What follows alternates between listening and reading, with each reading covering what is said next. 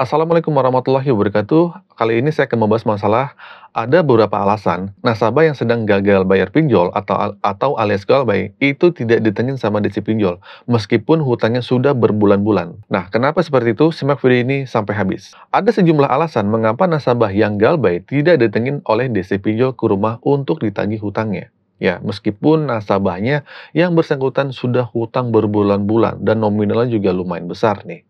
Mungkin ada di antara kalian yang mengalami hal seperti itu. Nah, sejumlah layanan pinjol atau pinjaman online, beberapa memang memiliki debt collector ya, atau desa lapangan yang siap mendatangi rumah nasabah yang tidak kunjung melunasi hutangnya. Bisa jadi karena memang layanan pinjol itu tidak memiliki debt collector atau desa lapangan. Namun, bisa juga karena beberapa hal lainnya atau beberapa alasan lainnya. Nah, khususnya pinjaman online yang sudah resmi terdaftar di OJK dan juga terkenal banyak DC lapangannya. Nah, biasanya saat akan menagih hutang, nasabah galbay, DC pinjol akan menagih lebih dulu lewat media komunikasi. Entah itu via SMS, telepon, chatting WA, ataupun lainnya untuk segera membayar hutang kalian. Jika nasabah tidak kunjung membayar setelah ditagih lewat SMS, telepon, dan lainnya, maka pihak pinjaman online yang legal OJK itu boleh menurunkan DC lapangan ke rumah nasabah yang gagal bayar.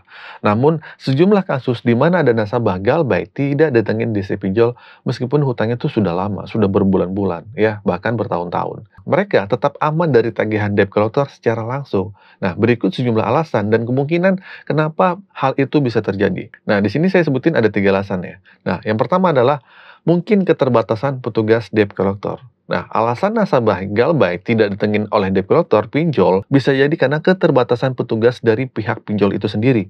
Nah, jadi begitu ya. Nah, nasabah galbay tetap aman dari penagihan DC pinjol karena memang sejumlah perusahaan tidak memiliki SDM yang cukup, terlebih untuk penagih hutang kepada nasabah yang secara langsung. Nah, hal inilah yang membuat pihak pinjol tidak bisa menagih hutang ke nasabah galbay dalam satu waktu, meski si nasabah sudah berhutang selama berbulan-bulan setelah jatuh tempo. Namun, mereka lebih tepatnya akan memprioritaskan nasabah mana yang lebih dulu ditagih hutangnya ke rumah. Nah, terus yang kedua, nominal tagihannya hutangnya sedikit. Nah, alasan nasabah galbay tidak ditengin DC pinjol meski sudah hutang lama karena mungkin nominal hutangnya kemungkinan terbilang sedikit atau di bawah 1 juta atau cuma berapa ratus ribu. Nah, masih sehubungan dengan poin nomor 1 yang tadi, DC pinjol akan mengutamakan nasabah yang memiliki hutang yang lebih besar terlebih dahulu untuk ditagih ke rumah. Jadi, jika nasabah mereka dengan nominal hutang tinggi itu sudah melunasi hutangnya, barulah mereka akan mengurus nasabah galbay yang nominalnya rendah. Nah, selanjutnya alasan yang ketiga adalah